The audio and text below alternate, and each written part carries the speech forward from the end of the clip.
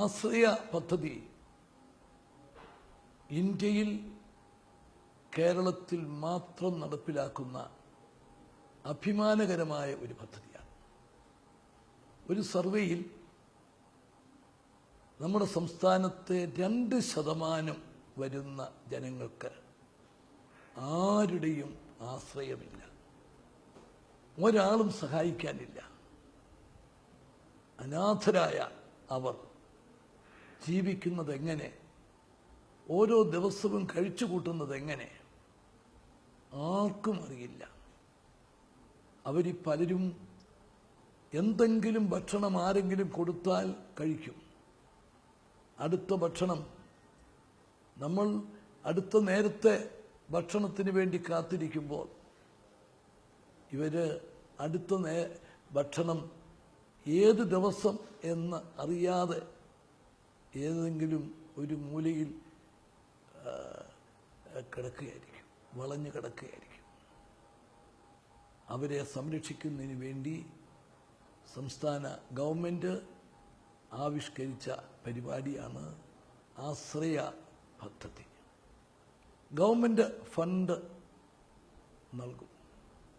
തദ്ദേശ സ്വയംഭരണ സ്ഥാപനങ്ങൾ ഉത്തരവാദിത്വം ഏറ്റെടുക്കും.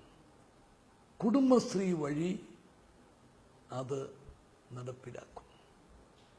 ഈ വർഷം ആശ്രയ പദ്ധതി മുഴുവൻ പഞ്ചായത്തുകളിലും മുനിസിപ്പാലിറ്റികളിലും വ്യാപകമാക്കാൻ സാധിച്ചു എന്നുള്ള അഭിമാനത്തോടു കൂടിയാണ് സംസ്ഥാനം മുമ്പോട്ട് പോകുന്നത്.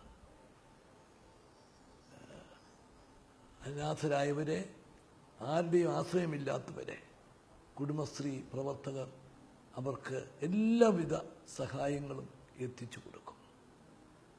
ജനാധിപത്യത്തിൻ്റെ ശക്തി എന്ന് പറയുന്നത് എല്ലാവർക്കും നീതി ലഭിക്കുമ്പോഴാണ്, എല്ലാവർക്കും ജീവിക്കാൻ അവസരം കിട്ടുമ്പോഴാണ്.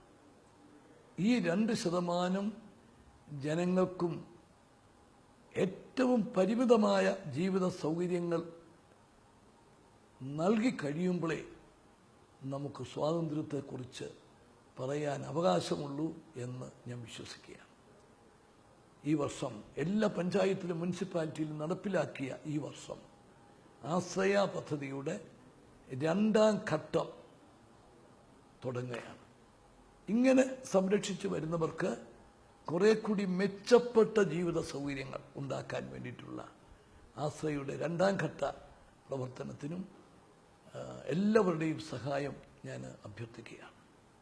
ഈ പദ്ധതി വിജയിപ്പിക്കുന്നതിൽ കുടുംബശ്രീയുടെ പങ്ക് ഞാൻ പ്രത്യേകം എടുത്തു പറയാനും അഭിനന്ദിക്കാനും അവസരം വിനിയോഗിക്കുന്നു. നമസ്കാരം.